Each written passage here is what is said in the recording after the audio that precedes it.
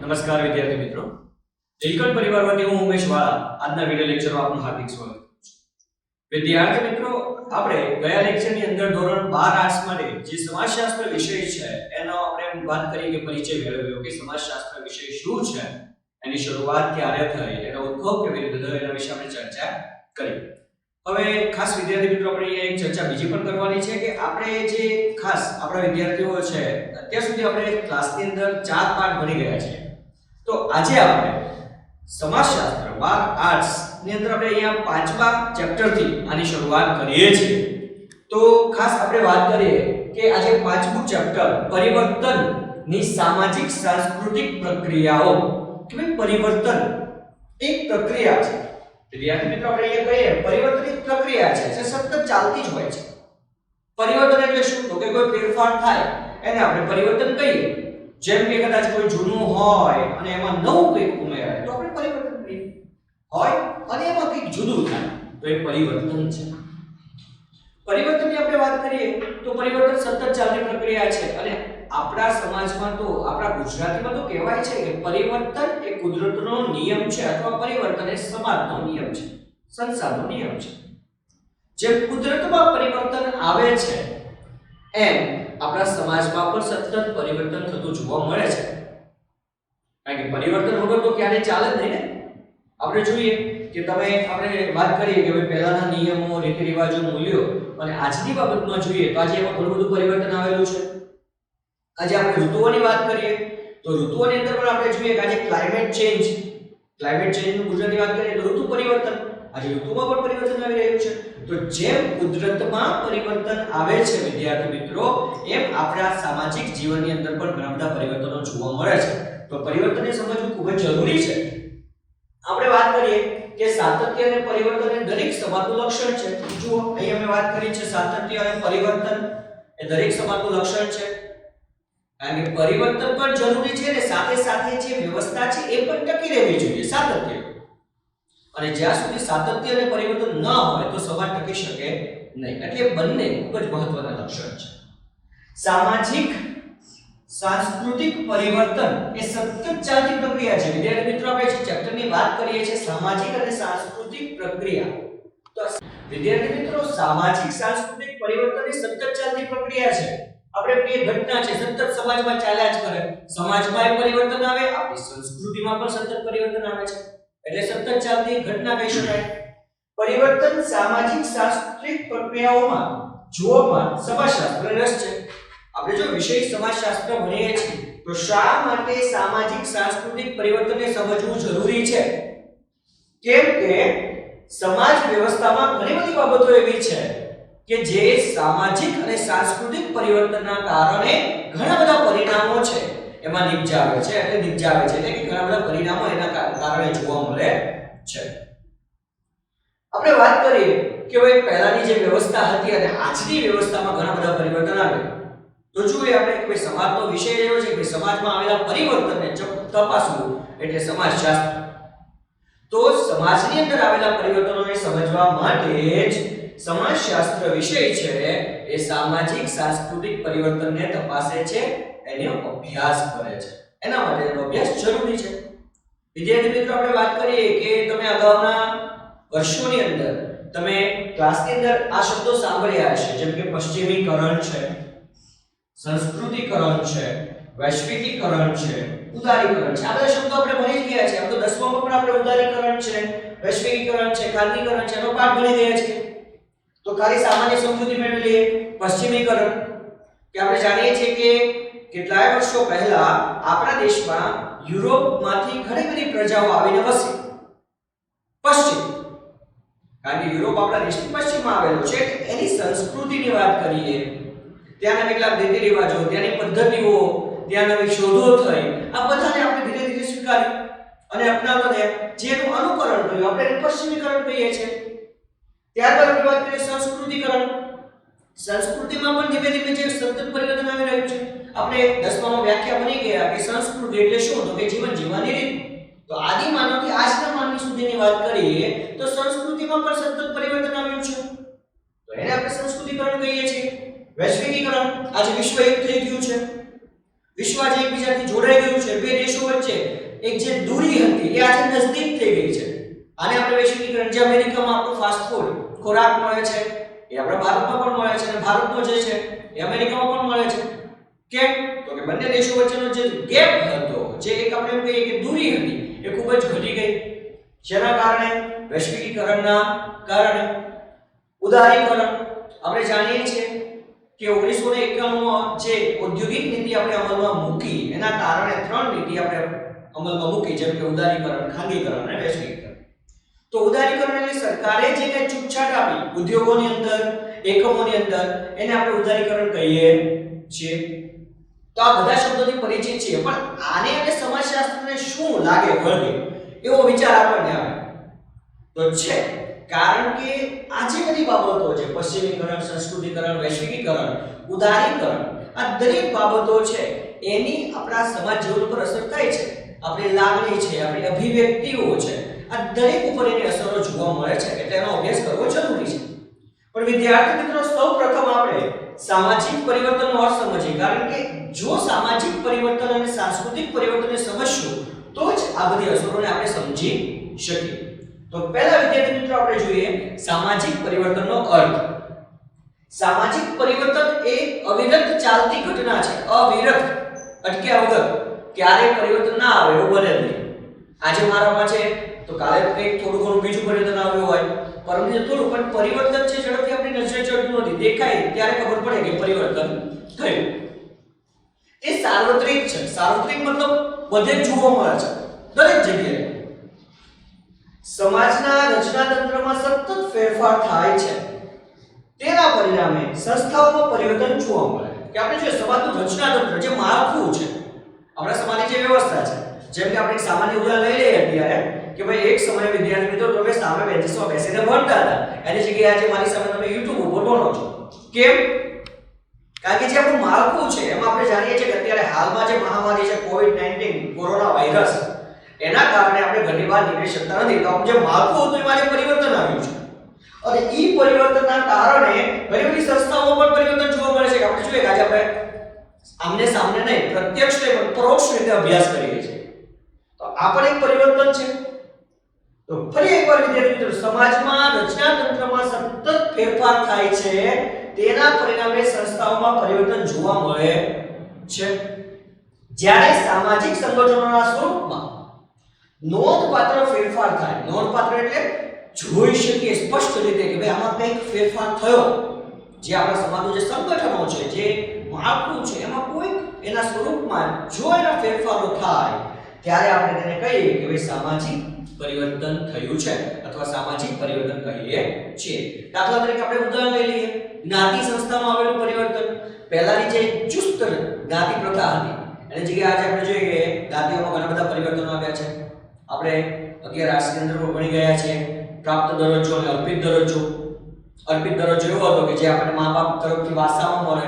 પ્રાપ્ત દરજ્જો એવો છે કે એને જ્ઞાતિ નહીં પરંતુ આપણે લાયકાતના આધારે પ્રાપ્ત કરી શકીએ છીએ. તો જ્ઞાતિ સંસ્થામાં આવેલું પરિવર્તન, કુટુંબ સંસ્થામાં આવેલું પરિવર્તન, આ બધા જ પરિવર્તનો છે એ સામાજિક પરિવર્તનો કહી શકાય છે. વિદ્યાર્થી મિત્રો, આગળ આપણે વાત કરીએ કિંગ્સલે ડેવિસની વ્યાખ્યાની ચર્ચા કરીએ.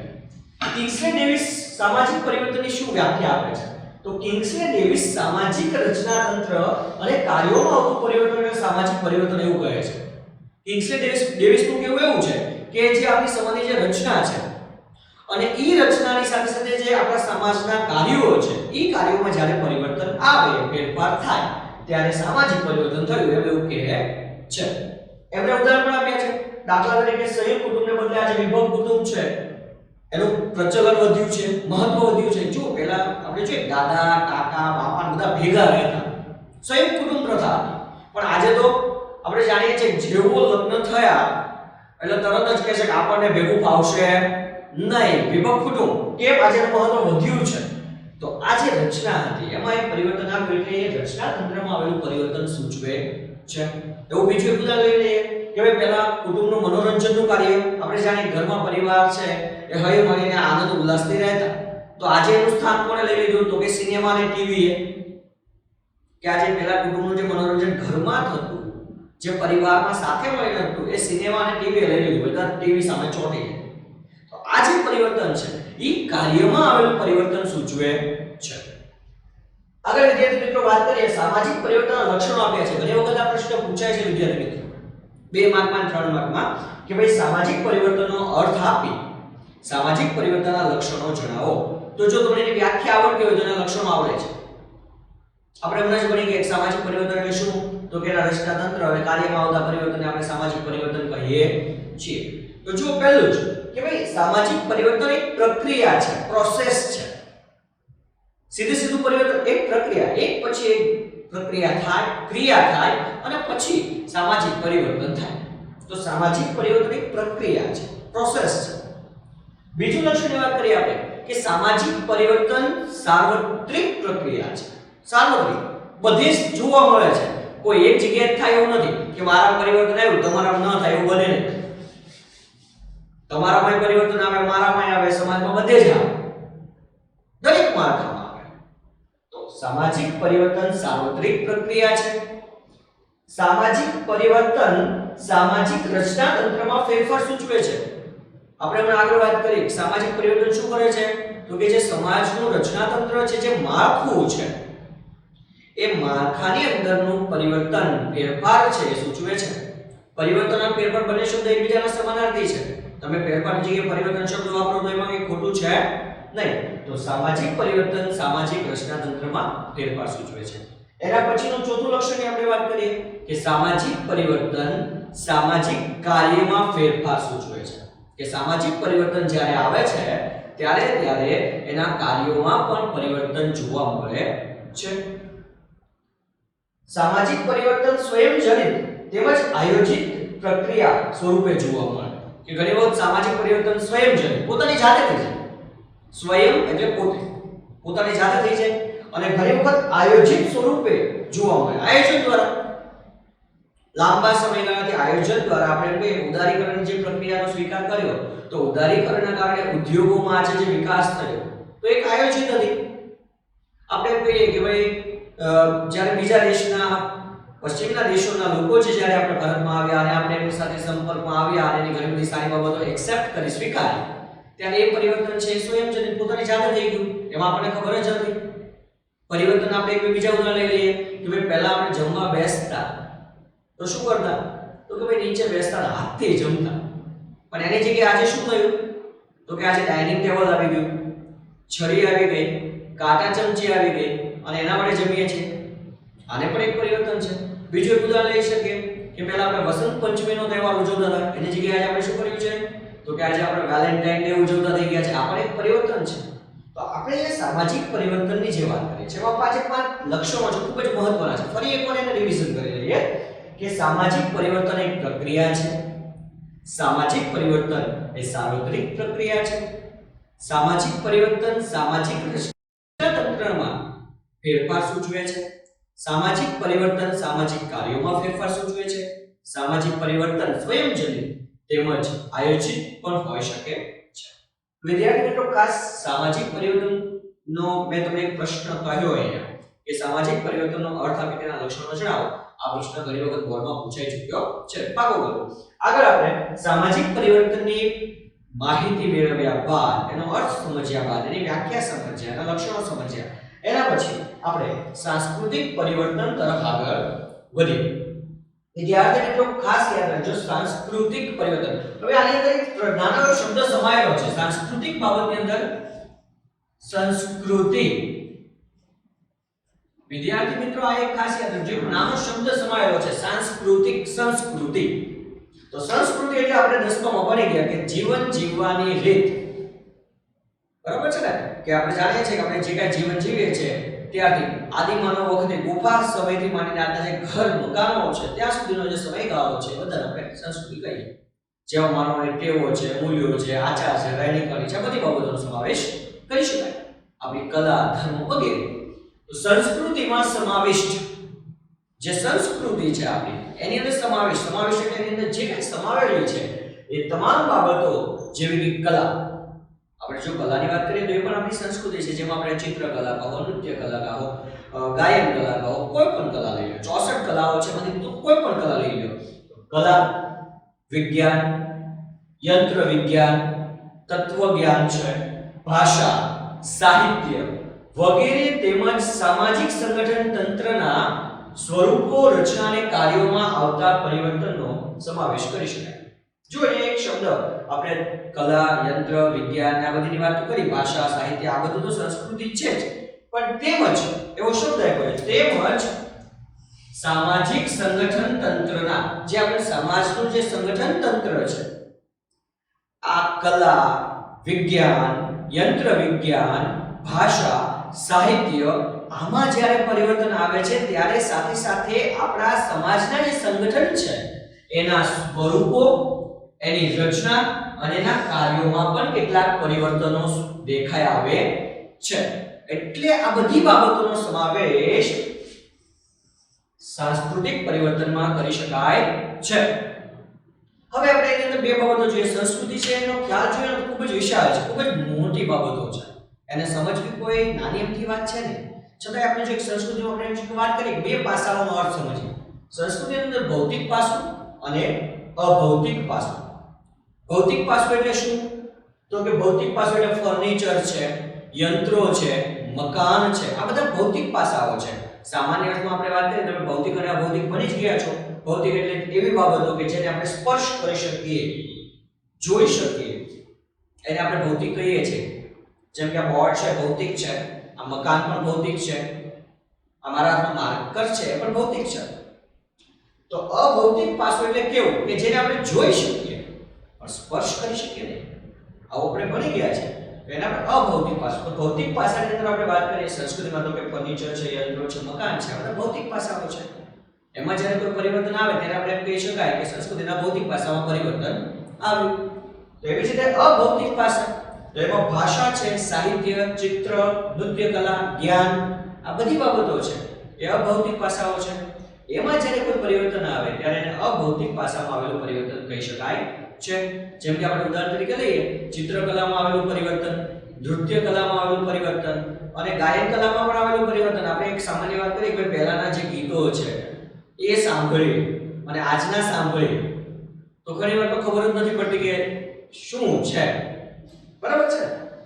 આગળ વાત કરીએ વિદ્યાર્થી મિત્રો, સાંસ્કૃતિક પરિવર્તનમાં નવી અને જૂની સંસ્કૃતિના તત્વોનું મિશ્રણ થાય.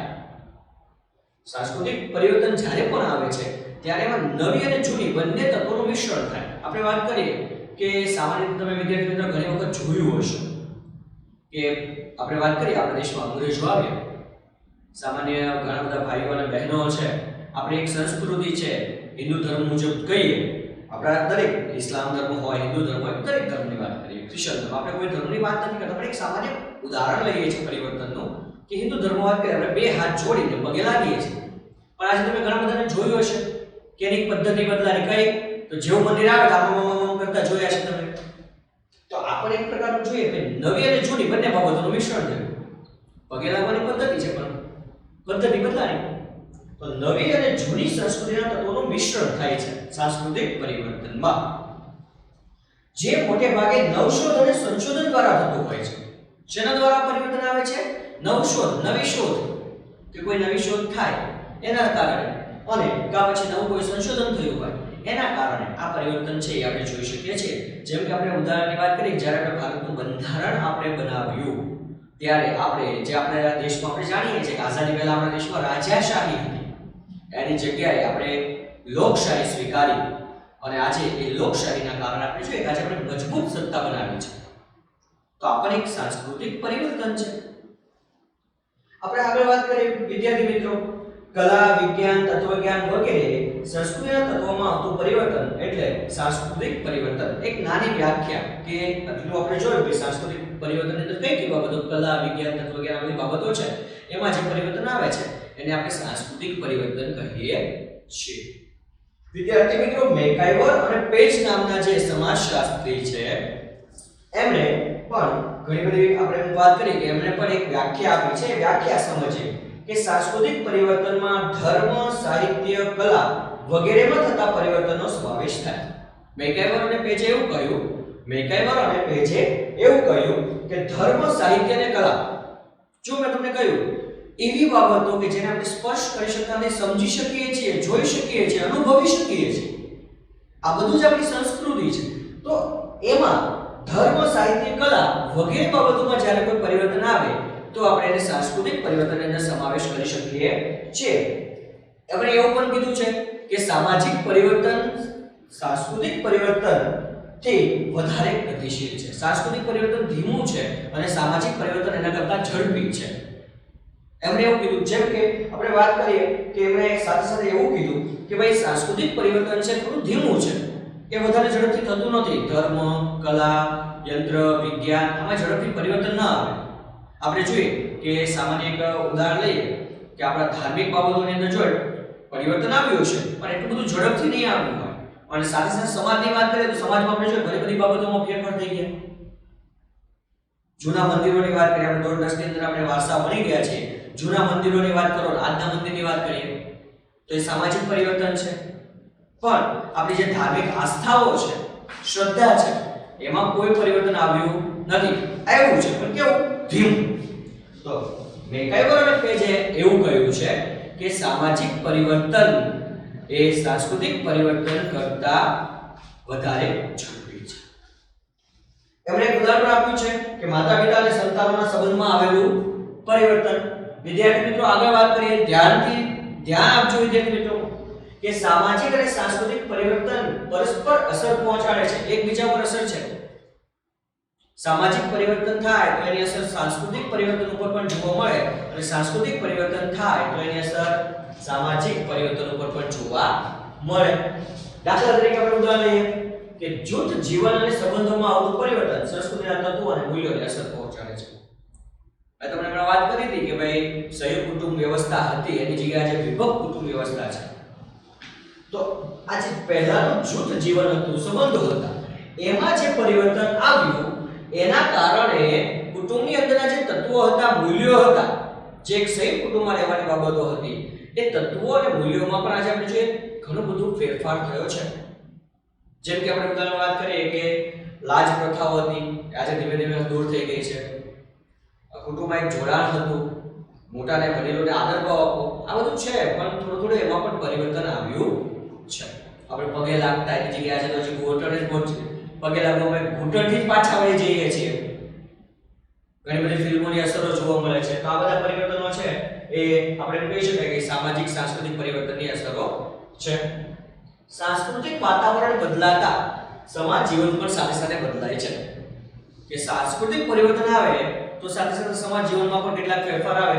જેમ કે સાંસ્કૃતિક પરિવર્તનથી ગ્રામીણ જીવનમાં પરિવર્તન. કે આજે સાંસ્કૃતિક પરિવર્તન થયું એના કારણે ગામડાઓના જીવનશૈલીમાં પણ આજે આપણે જોઈએ કે ગામડામાં જે પરંપરાગત ટ્રેડિશનલ જે જીવનશૈલી હતી એમાં આજે ઘણા બધા પરિવર્તન આવ્યા. જેમ કે આપણે જાણીએ ગામડું એટલે આપણા બધાના મનમાં એક જ વસ્તુ હોય, શું? એ જૂનું મકાન, ઉપર નળિયા. પણ આજે આપણે જોઈએ કે ભાઈ મકાનો બદલાઈ ગયા, આજે પાકા મકાનો થઈ ગયા. આપણે જાણીએ કે ટ્રેડિશનલ પહેરવેશ હતો, એની જગ્યાએ આપણે જાણીએ છીએ કે આજે ત્યાં પણ જીન્સ પેન્ટ ટી-શર્ટ ચાલુ થઈ ગયા. ખોરાકની વાત કરીએ કે બાજરાનો રોટલો, ડુંગળીનો દડો, છાશ, તો આજે ત્યાં પાણીપુરી પહોંચી ગઈ છે. તો સાંસ્કૃતિક પરિવર્તનથી ગ્રામીણ જીવનમાં આવેલું પરિવર્તન. કેટલીકવાર સામાજિક તંત્રને કોઈ પણ ફેરફાર પહોંચાડ્યા વિના સાંસ્કૃતિક તંત્રમાં ફેરફાર થતા હોય છે. ઘણી વખત એવું બને કે સાંસ્કૃતિક પરિવર્તન થાય પણ એની સમાજ ઉપર એની કોઈ અસર થતી નથી. કઈ રીતે? તો સામાન્ય વાત કરીએ ભાષામાં ઉચ્ચારણ કે ધ્વનિ સંબંધિત પરિવર્તન. કે કદાચ હું અને તમે જે બોલીએ છીએ, આપણે વાત કરીએ કાઠિયાવાડી હોય, ક્યાં જાવું છે, હું કરવું છે, આ ભાષા છે અને ઉચ્ચારણ. એની જગ્યાએ કદાચ મારામાં પરિવર્તન આવે ને ક્યાં જાય છે, શું કરે છે, આજે ભાષામાં કોઈ પરિવર્તન આવે તો એની સમાજ ઉપર કોઈ અસર થતી નથી. તો ઘણી વખત સામાજિક તંત્રને કોઈ પણ ફેરફાર પહોંચાડ્યા વિના સાંસ્કૃતિક તંત્રમાં ઘણા બધા ફેરફાર થતા હોય છે. આગળ વાત કરીએ વિદ્યાર્થી મિત્રો, આપણે યાદ રાખવા જેવું છે પ્રશ્ન છે તમારા માટે કે સાંસ્કૃતિક પરિવર્તનનો અર્થ આપી સાંસ્કૃતિક પરિવર્તનના લક્ષણો જણાવો. તો 3 લક્ષણો છે. પહેલા લક્ષણની આપણે વાત કરીએ સંસ્કૃતિના કોઈ એક ભાગમાં આવતું પરિવર્તન. વિદ્યાર્થી મિત્રો, સંસ્કૃતિ છે આપણી જે એ સંસ્કૃતિના કોઈ એક ભાગમાં અથવા એના એક તત્વમાં જ્યારે પરિવર્તન આવે છે ત્યારે આપણે એને સાંસ્કૃતિક પરિવર્તન કહીએ છીએ. ઉદાહરણ તરીકે કે હેન્ડલૂમની જગ્યાએ જે પાવરલૂમ આવી ગયા છે, હેન્ડલૂમ હાથથી ચલાવતા હતા ને આપણે પહેલા, એની જગ્યાએ જે પાવર વીજળીના આધારે ચાલે છે. નવરાત્રીનું સ્વરૂપ બદલાઈ ગયું. પહેલા નવરાત્રી છે માતાજીના આરાધના માટે આપણે નવરાત્રી રમતા હતા. એની જગ્યાએ આજે આપણે ફિલ્મી સોંગ ઉપર આપણે જાણીએ છીએ કે એમાં ગરબાની જગ્યાએ શું આવી ગયું ખબર જ નથી પડતી. તો આજે સ્વરૂપ બદલાયું તો આપણા કોઈ એક ભાગમાં જ્યારે પરિવર્તન આવે ત્યારે સાંસ્કૃતિક પરિવર્તન છે. બીજું લક્ષણ આપણે જોઈએ વિદ્યાર્થી મિત્રો, સમાજની સાધનાત્મક વ્યવસ્થામાં થતું પરિવર્તન. સમાજની અંદર આપણે ઘણી બધી જરૂરિયાતો છે. ઈ જરૂરિયાતોને સંતોષવા માટે આપણે ઘણા બધા સાધનોનો ઉપયોગ કરીએ છીએ વિદ્યાર્થીઓ. જેમ કે યંત્રો, મકાનો, વાહનો, બરાબર છે, ઘણા બધા સાધનોનો ઉપયોગ કરીએ છીએ. પણ જ્યારે આપણી જરૂરિયાત સંતોષવા માટે વિદ્યાર્થી મિત્રો, જ્યારે આપણે આપણી જરૂરિયાત સંતોષવા માટે મકાન, યંત્ર, વાહન એમાં જ્યારે કોઈ ફેરફાર થાય છે, એમાં જ્યારે કોઈ પરિવર્તન આવે છે ત્યારે એ સાધનાત્મક વ્યવસ્થામાં થતું પરિવર્તન સૂચવે છે. દાખલા તરીકે આપણે વાત કરીએ કે ભાઈ પહેલા આપણે એક જગ્યાએથી બીજી જગ્યાએ જવા માટે ગાડાનો ઉપયોગ કરતા હતા. એક સાધન જ છે ને. એની જગ્યાએ આપણે શું કર્યું? બસ, મોટરકાર, બાઇસિકલ, ઘણા બધા ઉપયોગ કરીએ છીએ. પ્લેન, રેલગાડી. તો એ સાધનાત્મક પરિવર્તન છે. પછી આપણે વાત કરીએ કે બેસવા માટે ખાટલાનો ઉપયોગ કરતા હતા. એની જગ્યાએ આજે આપણે સોફા સેટ ઉપર આવી ગયા છે. જમવા માટે નીચે બેસતા હતા, ડાઇનિંગ ટેબલ આવી ગયા છે. તો આ જે બધા જે જરૂરિયાત પૂરી કરવા માટેના સાધનો છે એમાં જે પરિવર્તન આવે એ પણ સાંસ્કૃતિક પરિવર્તન સૂચવે છે. વિદ્યાર્થી મિત્રો, આપણે છેલ્લા લક્ષણો પર વાત કરીએ કે સમાજની ધોરણાત્મક વ્યવસ્થામાં થતું પરિવર્તન. ધોરણો એટલે નિયમો, અને નિયમો ના હોય તો કોઈ સમાજ ટકે નહીં. તો વિદ્યાર્થી મિત્રો ખાસ એક યાદ રાખજો કે સમાજને ટકાવવા માટે, સમાજની વ્યવસ્થાને ટકાવવા માટે ધોરણો છે બનાવવામાં આવે છે. અને જ્યારે આ ધોરણોમાં કોઈ ફેરફાર થાય, નિયમોમાં કોઈ ફેરફાર થાય ત્યારે એ સાંસ્કૃતિક પરિવર્તન સૂચવે છે. જેમ કે કઈ રીતે આપણે કહીએ તો કે આજે આપણે જોઈએ કે ભાઈ લગ્નને લગતા કાયદાઓ હતા એમાં થયેલો પરિવર્તન. જેમ કે આજે ઘણા વર્ષો પહેલા વાત કરીએ કે લગ્નનો કાયદો હતો કે દીકરી માટે 14 વર્ષ, તો આજે આપણે જોઈએ કે 21 વર્ષ થઈ ગયા છે. સોરી વિદ્યાર્થી મિત્રો, દીકરી માટે 18 વર્ષ અને પુરુષ હોય તેના માટે 21 વર્ષ થઈ ગયા છે. સ્ત્રીઓને અપાતા કાયદાઓ, પહેલા સ્ત્રીઓને ઘરની 4 દિવાલની બહાર નીકળવાનો કોઈ હક હતો નહીં, પણ આજે આપણે જોઈએ છીએ કે સ્ત્રીઓના માટે કેટલા બધા કાયદાઓ ઘડવામાં આવ્યા છે. પછી આપણે વાત કરીએ કે રાજાશાહીના બદલે લોકશાહી આપણે સ્વીકારી. તો આ જે બધા પરિવર્તનો છે, આ બધા જ પરિવર્તનો આપણા ધોરણોમાં આવેલી આપણા જે ધોરણો છે એમાં આવેલું પરિવર્તન છે, જેના કારણે આપણા વ્યવસ્થામાં પણ પરિવર્તન જોઈ શકીએ છીએ. તો આ બધા જ જે પરિવર્તનો છે એ સાંસ્કૃતિક પરિવર્તનો સૂચવે છે. વિદ્યાર્થી મિત્રો, ફરી એકવાર નાનું રિવિઝન કરી લઈએ કે 3 પરિવર્તનો બહુ સહેલા છે કે સંસ્કૃતિના કોઈ એક ભાગમાં આવેલું પરિવર્તન, બીજું સમાજની સાધનાત્મક વ્યવસ્થામાં આવેલું પરિવર્તન, અને ત્રીજું સમાજની ધોરણાત્મક વ્યવસ્થામાં થતું પરિવર્તન. આમાં કોઈ એક ભાગ હેન્ડલૂમ અથવા પાવરનો ઉપયોગ થયો, નવરાત્રીનું બદલાયેલું સ્વરૂપ, સાધનની વાત કરીએ એટલે તો ખબર જ હોય, યંત્રો હોય, પછી વાહનો હોય, બરાબર છે, કે આપણે સાધનો આપણી જરૂરિયાત પૂરી કરવા માટે ઉપયોગમાં લઈએ છીએ, એમાં આવેલું પરિવર્તન એટલે સાધનમાં આવેલું પરિવર્તન. અને ત્રીજું ધોરણો એટલે નિયમો, કે જે પહેલાના જે નિયમો હતા અને આજના નિયમો છે એમાં આવેલું પરિવર્તન. તો વિદ્યાર્થી મિત્રો, ખાસ આપણે વાત કરીએ કે આજે આપણે જે 5મું પ્રકરણ છે કે પરિવર્તનની સામાજિક સાંસ્કૃતિક પ્રક્રિયાઓ, એની અંદરની આપણે સૌપ્રથમ સામાજિક પરિવર્તન કોને કહેવાય અને સાંસ્કૃતિક પરિવર્તન કોને કહેવાય એનો અર્થ અને એના લક્ષણો સમજીએ. હવે પછી આપણે મેં તમને કીધું તો એની મહત્વની બાબતો છે કે ભાઈ પશ્ચિમીકરણ છે, સંસ્કૃતિકરણ છે, વૈશ્વિકીકરણ છે અને ઉદારીકરણ છે. તો હવે પછીનો જે આપણો વિડિયો લેક્ચર છે એની અંદર આપણે સંસ્કૃતિકરણનો અર્થ અને એના પાસાઓ છે કે ભાઈ કયા કારણસર સંસ્કૃતિકરણ થયું, કેવી રીતે સંસ્કૃતિકરણમાં પરિવર્તન આવ્યું છે, આ બધી બાબતો છે એના વિશે આપણે વિગતે અભ્યાસ કરીશું. વિદ્યાર્થી મિત્રો, એક બાબત નોંધવા જેવી છે જે ખાસ મારા વિદ્યાર્થીઓ છે એના માટે, કે આ જે ચેપ્ટર આપણે જે અહીંયા ચલાવીએ છીએ એને ધ્યાનથી સાંભળવું, એને નોટમાં ઉતારવું અને સમજવું. વિડિયો લેક્ચર જોયા પછી અને પહેલા એકવાર આ ટોપિક એકવાર વાંચી લેવો અને સમજી લેવો, કારણ કે જ્યારે આપણે ફરીવાર મળીશું ત્યારે આનું આપણે રિવિઝન કરીશું, પણ જે આપણે ખોટો અત્યારે આપણે જાણીએ છીએ કે આપણો સમય જે વેડફાય છે એ સમય ન વેડફાય એટલે ખાસ એને ધ્યાન રાખીને સમજવું અને યાદ રાખવું. હવે પછી આપણે સંસ્કૃતિકરણનો વિગતે અભ્યાસ કરીશું. જો આ વિડિયો લેક્ચર ગમે તો તમે તમારા વિદ્યાર્થી મિત્રો છે એની સાથે શેર કરી શકો છો. લાઈક કરવો જરૂરી છે અને સાથે સતત તમને નવા અપડેશન મળતા રહે અને અમારો નવો વિડિયો લેક્ચર તમને પહેલા મળે એટલા માટે એને સબસ્ક્રાઇબ કરવું જરૂરી છે. તો વિદ્યાર્થી મિત્રો ખાસ આપણે નીલકંઠ વિદ્યાપીઠ તળાજા જે ચેનલ છે અને સબસ્ક્રાઇબ કરો. ધન્યવાદ.